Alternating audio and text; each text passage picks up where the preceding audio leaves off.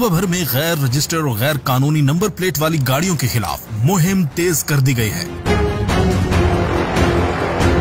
اس خصوصی مہم میں گزشتہ 10 دنوں کے دوران 723 غیر رجسٹرڈ گاڑیاں تحویل میں لی گئی ہیں، جبکہ 5577 گاڑیوں سے غیر قانونی نمبر پلیٹس ہٹا دیے گئے ہیں۔ محکمہ ایکسائز کے مطابق 660 گاڑیوں پر جرمانے عائد کیے گئے ہیں اور 660 گاڑیوں کی رجسٹریشن بھی کی گئی ہے۔ اس کمپین میں 4 غیر قانونی گاڑیوں کو تحویل میں لیا گیا ہے۔ غیر رجسٹرڈ گاڑیوں کے خلاف مہم مزید تیز کی جائے گی۔ محکمہ ایکسائز کی عوام سے درخواست ہے کہ تمام غیر رجسٹرڈ گاڑیوں کی جلد از جلد رجسٹریشن کروا لیں۔